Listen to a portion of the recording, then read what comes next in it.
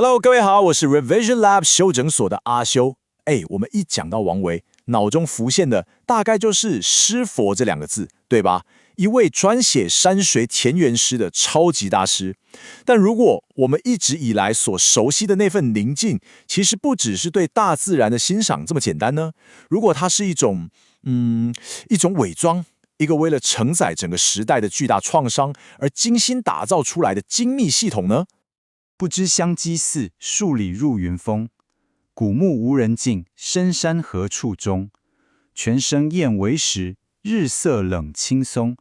薄暮空彈曲，安禪至獨龍。你聽，短短40個字，就這樣。但是就在這短短的篇幅裡頭，他居然建構出一個完整的世界。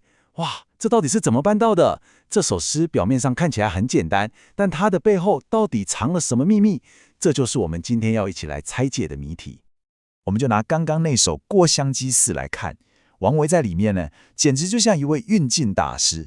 你看哦，他先用視覺“不知香積寺，數里入雲峰”，直接引導我們的目光看向那雲霧繚繞的山峰。接着鏡頭一轉，他切換到聽覺“深山何處蹤”，一道鐘聲從不知道哪裡傳了過來。最後，他甚至轉向了身體的觸覺，泉聲燕為時，日色冷青松。我們好像都能感覺到那陽光灑在松樹上的一份清冷。這趟旅程其實就是從外在的世界一步一步走向內心的狀態。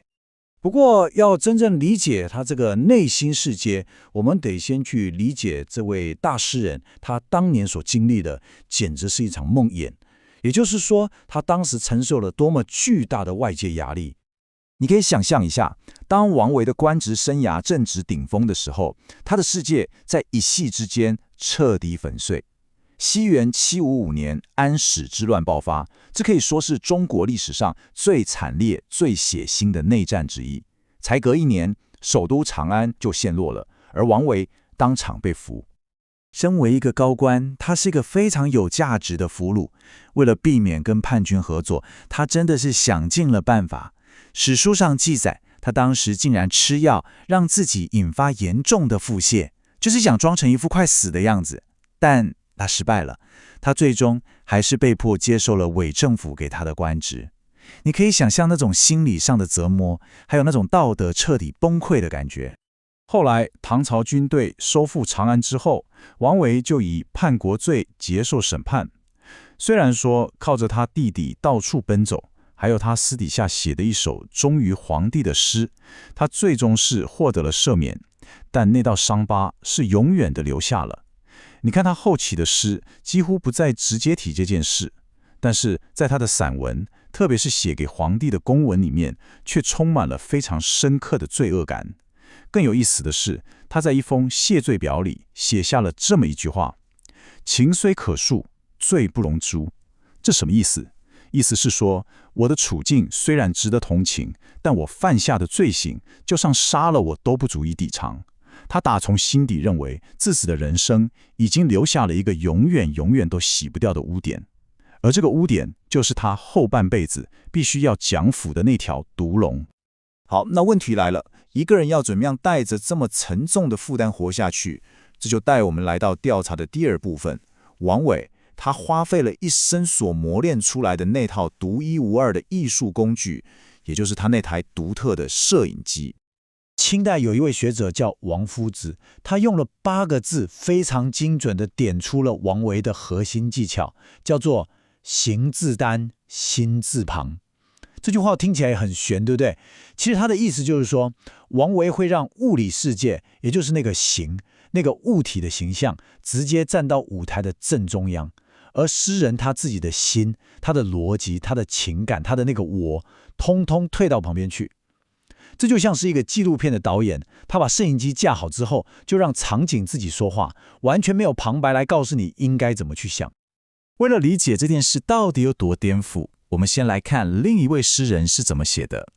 南朝的謝朓寫過一句詩，叫做“魚戲心河動”，魚在玩耍，所以心的河也動了。你看，這非常合乎邏輯嘛，原因魚，結果河也動，非常簡單清晰而且理性。好，現在我們來看看王維怎麼處理一個類似的場景。他寫蓮動下漁舟，荷葉動了，哦，原來是一艘漁船划過來。誒，這裡的關鍵就在於他把順序整個顛倒了。他先呈現結果，那個動的荷葉，然後才揭示原因，那艘漁船。為什麼要這樣寫？因為這才是我們感知這個世界的真實順序。你想想看，你一定是先注意到那個動態，過了0點幾秒，你的大腦才會去辨識出，哦，那個動靜的源頭是什麼。所以說，他寫的不是邏輯，他是在謄寫我們最原始、完全沒有經過大腦過濾的感官經驗。這個技巧啊，也巧妙地帶出了他的另外一層功力。